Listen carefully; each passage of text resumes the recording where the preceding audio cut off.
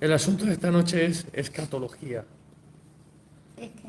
Escatología, los tiempos del fin. La escatología tiene que ver con los tiempos del fin. Así que la semana pasada, estando estudiando la palabra, leyendo, el Señor me hizo darme cuenta de algo, me hizo fijarme de algo y darme cuenta de algo. Y es que Dios permitió en el Antiguo Testamento que algunas personas sufrieran, sin llegar a morir evidentemente, pero que sufrieran para que luego pudieran expresar con palabras y escribir sus historias, agonías y clamor, para que las personas que venían después, o contemporáneos, o que venían después, supieran lo que iba a padecer y sufrir Jesús siglos después. Ejemplo, Abraham e Isaac. Abraham, Dios le dice a Abraham, sacrifícame a tu hijo Isaac, a tu único. Y entonces Abraham va al monte donde Dios le dice y llega con el criado, el asno o el burro, no sé lo que lleva, el animal de carga, y llevaba la leña, pero no llevaba cordero para el sacrificio. Y entonces llega un momento en el que Abraham le dice a Isaac, eso está en Génesis capítulo 22. Abraham le dice a Isaac, Isaac le dice a Abraham, tenemos la leña, tenemos el cuchillo, pero ¿dónde está el animal para el sacrificio? Y entonces Abraham le dice, Dios se proveerá. Ahora, nosotros conocemos el final. El final es que Isaac no muere. Isaac no llega a ser, no llega a ser sacrificado. Nosotros conocemos el final, ¿vale? Pero Abraham no. Abraham recibió la palabra, ve y sacrifícame a tu hijo, a tu único, donde yo te diga.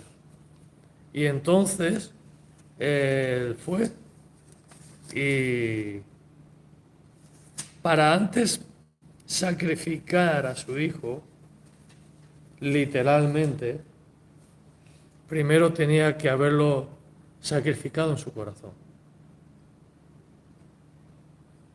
Me explico. Cuando Dios nos dice, por ejemplo, aprovecho, entrega el diezmo, da una ofrenda especial, entrégame a tu hijo o a tu marido, deja el negocio. Cuando Dios nos dice alguna cosa así, antes de dar nosotros el paso, tenemos una lucha interna. Tenemos una lucha en nuestro corazón, sí o no, lo hago o no lo hago, lo hago o no lo hago, lo hago o no lo hago. Sé, cuando es una palabra que Dios nos dice, nos trae convicción de que es Él hablándonos a nosotros y sabemos que es Dios pidiéndonoslo, Dios demandándolo. Ahora, ¿qué voy a hacer yo? ¿Lo voy a hacer o no lo voy a hacer? ¿Voy a dar el paso o no voy a dar el paso? Y antes de que nosotros demos el paso y hablemos con quien tengamos que hablar o llevar lo que tengamos que llevar o hacer lo que tengamos que hacer, antes de hacerlo, ya lo hemos tenido que llevar al sacrificio en nuestro corazón. Ya lo hemos tenido que hacer morir en nuestro corazón. Si Dios nos pide el diezmo, pues tenemos que hacer morir en nosotros el amor al dinero, la confianza en el dinero, tenemos que hacer morir en nosotros el depender de esa décima parte, o si es una ofrenda especial, tenemos que hacer morir a veces a planes, porque yo con ese dinero quería gastarlo en esto o en lo otro, pero ahora sí, el Señor, sí se lo entrego al Señor en ofrenda, no lo puedo hacer. Y entonces, antes de entregarlo, ya hemos muerto y lo hemos matado en nuestro corazón. De la misma manera, cuando algunas circunstancias deja el oficio, deja el trabajo, y antes de dejarlo, tenemos que dejarlo en nuestro corazón. A uno les va a costar más y a otros les va a costar menos. Pero es el paso es el mismo, tiene que hacerlo morir en su corazón. Y entonces Abraham tuvo que hacer morir a su hijo, antes de hacerlo morir sobre el altar, tuvo que hacerlo morir en su corazón. Ahora, la palabra en hebreo nos aclara de que Abraham estuvo dispuesto a llevar a su hijo al sacrificio, creyendo que Dios era poderoso aún de levantarlo de entre los muertos, porque en Isaac le había sido hecha la promesa. Él tenía la certeza de que en Isaac le había sido hecha una promesa y tenía una certeza de que Dios le pedía que ofreciera en sacrificio a Isaac. Entonces él dijo, Dios me dice, vamos a poner esto como si fuera Isaac, ¿vale? Dios me dice que en Isaac, Dios lo va a bendecir y que Dios va a heredar la promesa y tal. Lo ha dicho Dios, estoy completamente convencido. Ahora Dios me dice que lo lleve y lo entregue en sacrificio. Pues Dios tiene que cumplir lo que ha dicho. Si Dios ha dicho una palabra, una promesa, Dios lo va a cumplir. ¿Cómo? No lo sé. Pero si me dice que lo mate, pues lo tendrá que resucitar. Lo tendrá que resucitar. Porque ahí me ha dicho Dios que a él lo va a bendecir. Así que pues lo tendrá que levantar. Y ahí está. Así que podemos encontrar, por ejemplo, en Abraham, de alguna manera, el sacrificio, el sufrimiento que él tuvo que pasar. Que luego vemos que, creo que fue la semana pasada o algo de eso, que estuvimos hablando de Sión. Vale, Sión no es el monte Gólgota, Sión es el monte de Jerusalén. Vale, estuve indagando un poquito más. Sión se refiere a Jerusalén, que luego más específicamente es donde está el templo. Es donde está el templo. Primeramente era Jerusalén y después donde está la construcción del templo. Ahora, pero sí, y este sí es sí, donde Abraham fue a sacrificar a Isaac, es el mismo monte donde murió Jesús. Es el mismo lugar. Entonces vemos que Dios le dice a Abraham que haga algo que luego lo detiene, porque no es la voluntad de Dios que las personas mueran. Pero luego él sí que entregó a su propio hijo a morir en la cruz del Calvario. Así que vemos una similitud en lo que Dios hace con algunas personas para luego hacerlo con su Hijo Jesucristo. ¿Sí? ¿Se entiende? Por ejemplo, Jonás y el gran pez.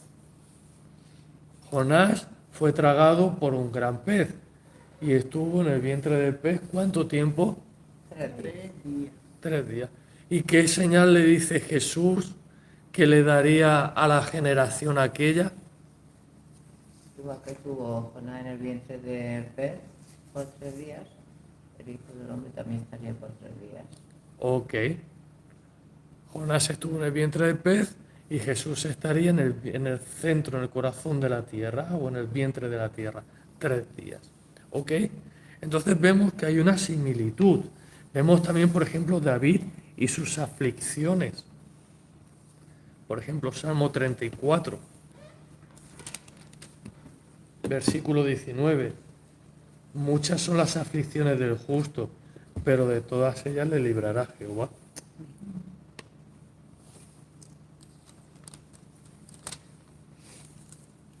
Salmo 31, 11 al 13. En Salmo hay un montón. De todos mis enemigos soy oprobio, soy objeto de oprobio, y de mis vecinos mucho más, y el horror de mis conocidos. Los que me ven fuera huyen de mí, He sido olvidado de su corazón como un muerto. He venido a ser como vaso quebrado, porque oigo la calumnia de muchos. El miedo me asalta por todas partes, mientras consultan juntos contra mí e idean quitarme la vida. ¿Cuándo ideaban quitar la vida a Jesús? Muchas veces. Muchas veces. ¿Y cuándo fue que él estaba en angustia? Porque ideaban quitarle la vida y ahora esta vez iba en serio. En el huerto. En el huerto de Getsemaní. Pero aquí David, él está hablando, este es un salmo de David, y él está hablando porque Saúl lo perseguía para quitarle la vida, y lo perseguía con todos sus ejércitos, con todas sus fuerzas, con todas las fuerzas militares de la Guardia Real, lo perseguía para quitarle la vida. Así que David escribe algo, y en muchos de los salmos hay muchas cosas proféticas que se cumplen sobre Jesús, sobre el sufrimiento de Jesús. Y entonces vemos que en el Antiguo Testamento hay muchos ejemplos de personas que vivieron algo de lo que luego iba a vivir Jesús. Y era, de alguna manera, como un ejemplo, o sea, Dios los pone a ellos como ejemplo para que puedan escribir lo que luego Jesús iba a vivir. Y para que de antemano sepamos qué era lo que le iba a pasar y cuál era los sufrimientos, los padecimientos de lo que él iba a vivir.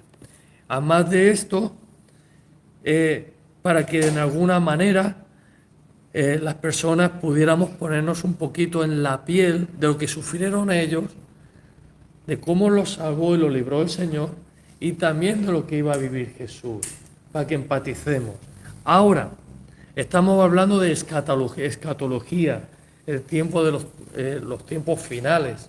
¿Qué tiene que ver esto con los tiempos finales? Pues lo siguiente, es que de igual manera en el Nuevo Testamento Dios nos permite sufrir y gozar algo de lo que viviremos con Jesús en su segunda venida, cuando vuelva en los aires. ¿De qué estás hablando, Ismael? Pues, por ejemplo, en todo Apocalipsis vemos, y lo podríamos resumir en esto, es la victoria de Jesús sobre el diablo y los enemigos de él. Eso es Apocalipsis.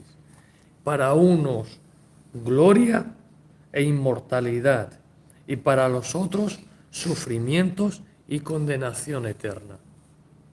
Eso es Apocalipsis, la revelación de Apocalipsis. Pero, ¿qué es, por ejemplo, el día de Pentecostés? Hechos capítulo 2, la venida del Espíritu Santo sobre la iglesia. ¿No es algo glorioso de lo que tenemos que vivir los hijos de Dios por la eternidad? Y en los tiempos finales, cuando seamos despojados de este cuerpo de muerte y veamos a Dios cara a cara y entremos en su plenitud y en su reposo. Y por ejemplo, Ananías y Zafira, de lo que estábamos hablando antes, que mintieron a Dios y mintieron al Espíritu Santo y sufrieron la muerte. ¿No es algo de lo que tendrá que pasar en el día de la venida del Señor?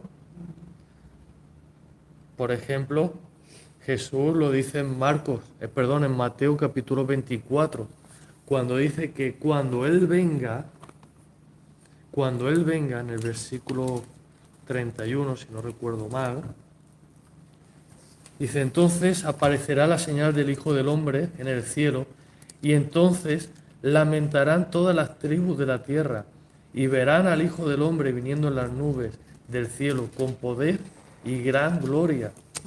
Y en el Apocalipsis, hablando de esto, dice que los hombres se esconderán en las peñas y dirán a las peñas y a los montes, caed sobre nosotros y escondernos de la ira del Cordero.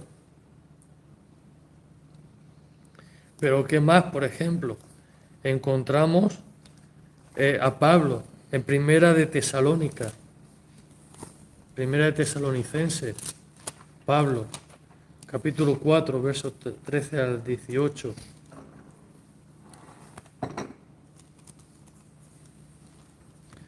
Pablo habla de una revelación que él tuvo. Y aquí nos está hablando de la venida del Señor. Tampoco queremos, hermanos, que ignoréis acerca de los que duermen, o de los que han fallecido en el Señor, para que no os entristezcáis como los otros que no tienen esperanza, porque si creemos que Jesús murió y resucitó, así también traerá a Dios con Jesús a los que durmieron en él.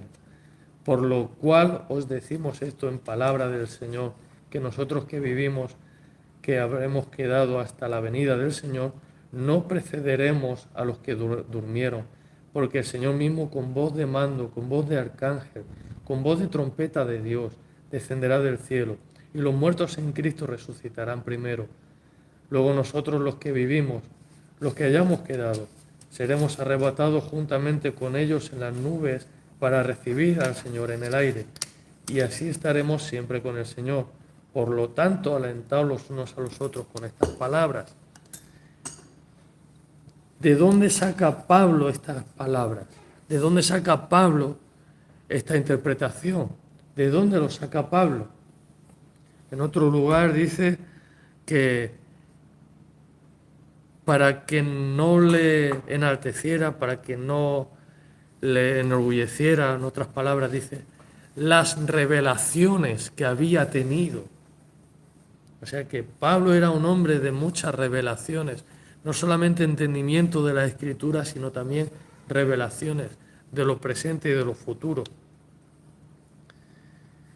Hablando también sobre esto, de las cosas futuras, de los padecimientos o de la gloria venidera, encontramos en Hechos capítulo 12 a un hombre que se sienta en un trono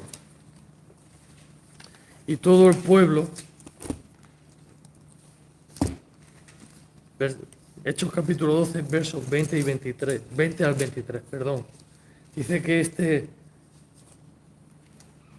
hombre, que era Herodes, estaba enojado contra los de Tiro y los de Sidón, pero ellos vinieron de acuerdo ante él, y sobornado Blasto, que era camarero mayor del rey, pedían paz, porque su territorio era abastecido por el rey. Y un día señalado, Herodes, vestido de ropas reales, se sentó en el tribunal y les arengó. Y el pueblo clamaba gritando, voz de Dios y no de hombre.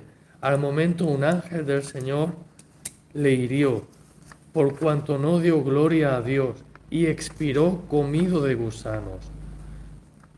Hasta aquí. Y expiró comido de gusanos. ¿Y qué es lo que dice la palabra del Señor? Que los que mueren sin Cristo, Gusano será su cama.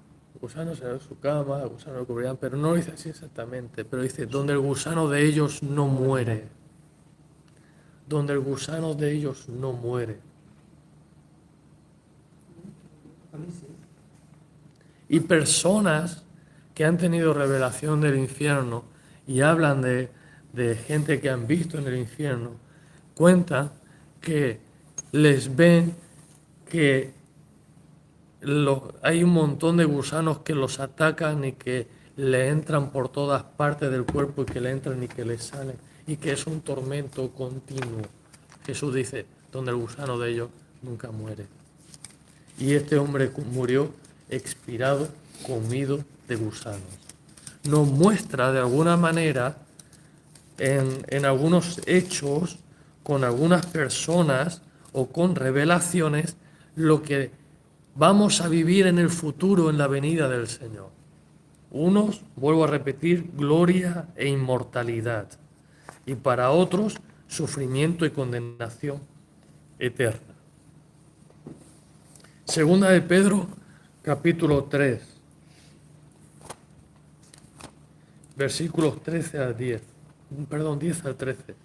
Lo he dicho al revés. Segunda de Pedro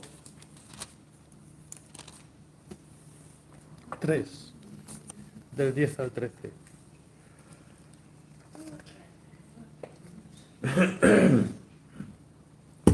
Sí, primero. Pero el día del Señor vendrá como ladrón en la noche, en el cual los cielos pasarán con grande estruendo, y los elementos ardiendo serán deshechos, y la tierra y las obras que en ella hay serán quemadas. Puesto que todas estas cosas han de ser deshechas, ¿cómo no debéis vosotros andar en santa y piadosa manera de vivir, esperando y apresurándoos para la venida del día del Señor, del día de Dios, en el cual los cielos, encendiéndose, serán deshechos, y los elementos, siendo quemados, se fundirán? Pero nosotros esperamos, según sus promesas, cielos nuevos y tierra nueva, en los cuales mora la justicia.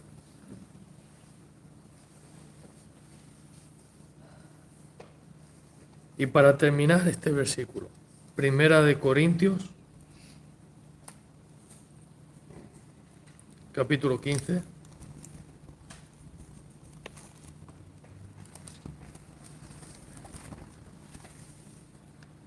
Y la verdad es que aquí hay un versículo clave,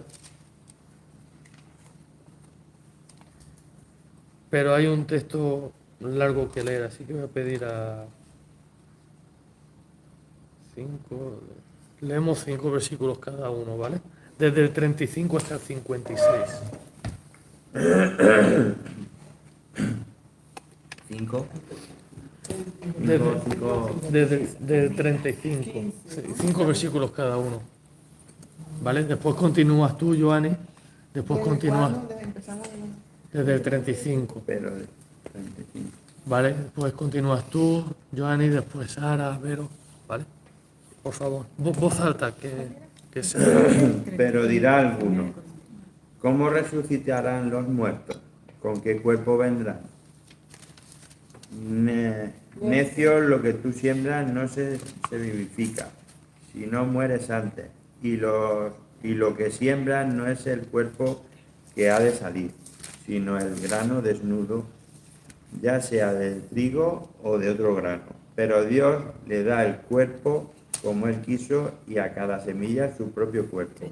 No toda carne es la misma carne, sino que una carne es la de los hombres, otra carne la de las bestias, otra la de los peces y otra la de las aves.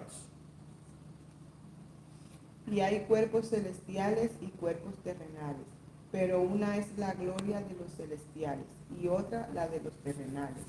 Una es la gloria del sol, otra la gloria de la luna y otra la gloria de las estrellas, pues una estrella es diferente de otra en gloria. Así también es la resurrección de los muertos. Se siembra en corrupción, resucitará en incorrupción. Se siembra en deshonra, resucitará en gloria. Se siembra en debilidad, resucitará en poder.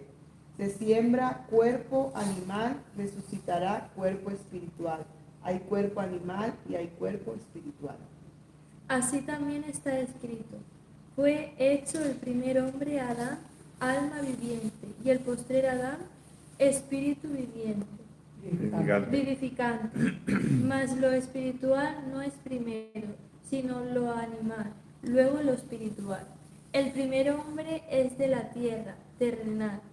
El segundo hombre, que es el Señor, es del cielo. Cual el terrenal, tales también los terrenales, y cual el celestial, tales también los celestiales.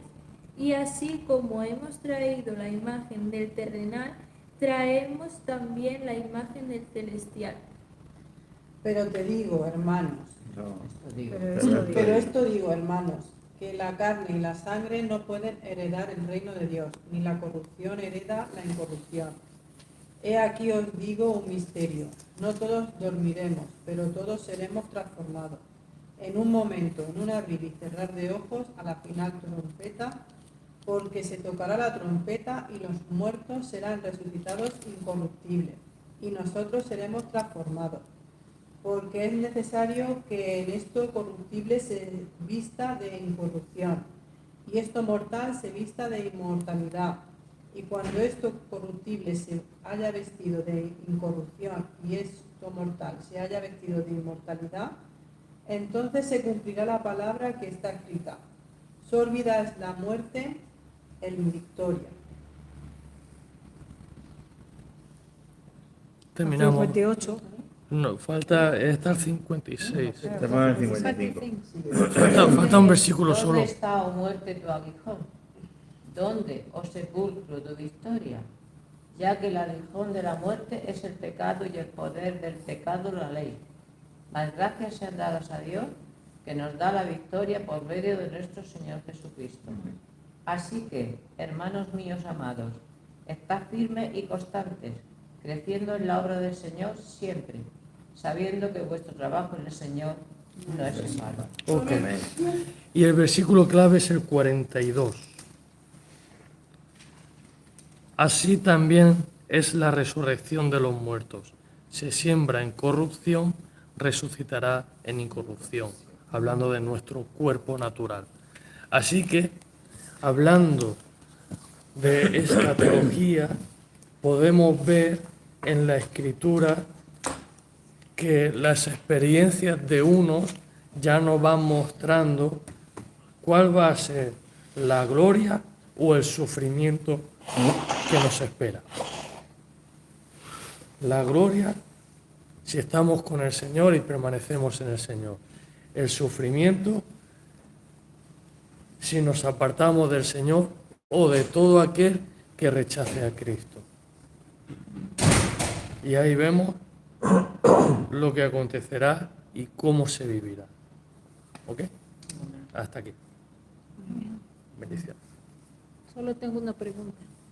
En español, por favor. En castellano. Por ejemplo, los que se quedan y no se van en el arrebatamiento, ellos podrán ser salvos, aún tendrán la oportunidad de ser salvos o ya no, o será más difícil para ellos porque ya estará el Espíritu Santo, o ya el Espíritu Santo también se irá junto con Jesucristo. ¿O cómo? Vale. Ahí está pregunta En la gran tribulación, dice. Vale. En la tribulación. Sí, cuando venga Cristo en su venida y nos Ahí- llevará a los aires. Ahí tenemos que, todo eso como está diciendo Vero, o sea, tiene una respuesta muy larga. Es todo un estudio. Eso es todo un estudio. Porque hay varias posturas. Para unos el arrebatamiento es antes de la gran tribulación. Para otros el arrebatamiento es a mitad de la gran tribulación. Para otros el arrebatamiento es después de la gran tribulación. Y todo eso hay que estudiarlo, hay que verlo y es un estudio muy extenso para responderlo ahora mismo. Yo te digo cuál es mi postura. Mi postura se encuentra en Mateo 24. Mi postura se encuentra en Mateo 24. La bienaventuranza. No, 24. Así. Las señales antes del fin. La señal Mateo 24. Primero tiene que quemarse Roma y todo eso. Todo el Vaticano y todas esas cosas. Tiene que eso por fuego. ¿Eh? No lo queremos ver mucho. ¿Antes o antes de que arda? Antes. Eso, antes. Tenemos Mateo 24. ¿Queréis que sea extenso o que sea breve? Breve, por favor. Breve. Pues vamos directamente al versículo 29. Perdón, primero versículo 21. ¿Lo lees tú, Yesenia, por favor? Que eres la Mateo interesada. 21. Mateo 24, Ah, versículo 21. Porque habrá entonces gran tribulación, cual no la ha habido desde el principio del mundo hasta ahora, ni la habrá. ¿Ok? Esa es la gran tribulación. ¿Estamos de acuerdo? Lo dice ahí. Habrá gran tribulación. O sea, no tiene mucho que discutir. Pues saltamos al versículo 29. ¿Qué dice? Tienes que saltar del 19, o sea, al 29 y del 29, 30, 31. Los 3 versículos. ¿Yo misma? Sí, por favor. Uy. Es para ti la respuesta. Vale. E inmediatamente después de la tribulación de aquellos días, Un momento. el sol se oscurecerá. ¿Cuándo acontecerá esto? Sí, inmediatamente. Después. Inmediatamente después, Después de la tribulación de Ok. aquellos días, Ok. el sol se oscurecerá y la luna no dará su resplandor. Vale, un momentito, para. ¿Estas cosas acontecen antes, durante o después? Después Ok, estamos de acuerdo. ¿Después de qué? de la tribulación. Ok, vale, continuamos. Vale. Y la luna no dará su resplandor, y las estrellas caerán del cielo, y las potencias de los cielos serán conmovidas. Entonces aparecerá la señal del Hijo del Hombre en el cielo, y entonces lamentarán todas las tribus de la tierra y verán al Hijo del Hombre viniendo sobre las nubes. Vale, ¿cuándo viene Jesús? ¿Antes, durante o después? Después, ¿no? Después de la tribulación. Entonces dice aparece después, claro. Ajá. Ujú. Y, vale, ¿y el 31 qué dice? Y enviará sus ángeles con gran voz de trompeta y juntarán a sus escogidos de los 4 vientos desde un extremo del cielo hasta el otro. Ok, entonces eso acontece antes de la tribulación, durante o después de la tribulación. Después. Entonces nosotros estaremos en la gran tribulación. Pues ya estamos. No, pero es que será terrible, dice. Tú porque no eres autónoma, si no lo verías. No, eso Vale, no, eso- ahora, hablando de esto, lo que yo entiendo cuando leemos la escritura es que luego ahí vamos a la otra parte amplia donde empezamos a entender un poco más. En Apocalipsis dice, hablando del versículo 30, dice a las peñas, los hombres dirán, cae sobre nosotros y escondernos de la ira del que está sentado en el trono y del Cordero. Porque una cosa es la tribulación y otra cosa son los juicios de Dios sobre la tierra.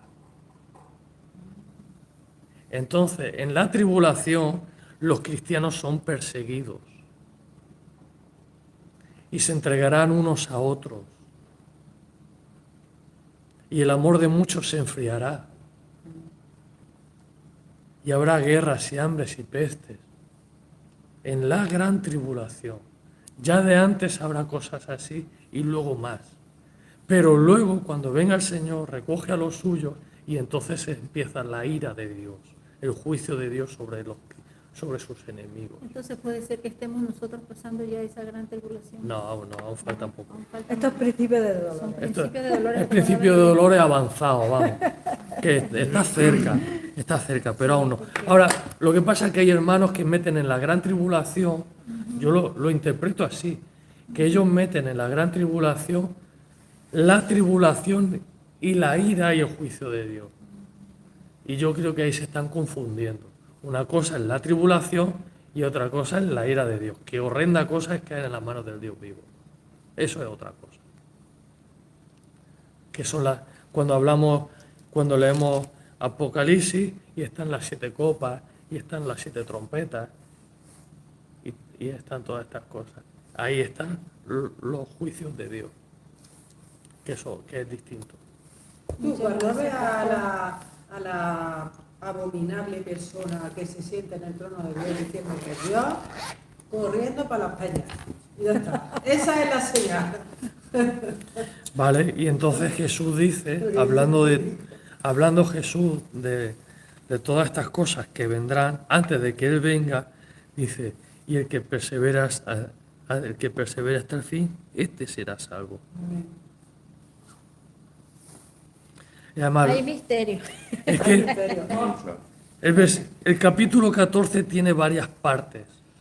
Primero tiene como un resumen, 14-24. perdón, Mateo 24, es que el 14 es el versículo. Tiene como varias partes. Primero tiene como el principio de dolores, después hace un resumen de lo que es todo el tiempo final. Y después habla de los tiempos finales y de los tiempos de los gentiles.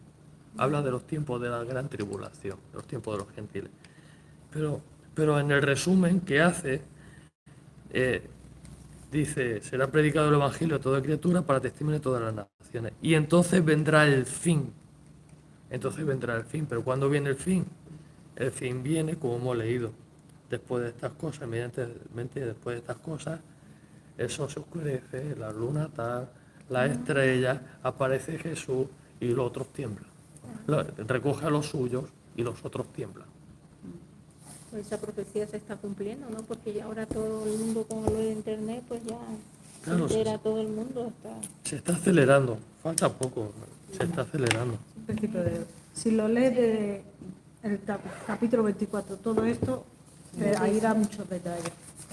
Daniel decía que en los últimos tiempos la ciencia aumentaría. Y como está aumentando ahora, últimamente, Es una cosa increíble. jamás en la vida. Y Jamás. seguirá, Sí, porque sí. la inteligencia artificial Sí, sí, pero como Eso ahora, va, nunca, lo peor. nunca en la vida.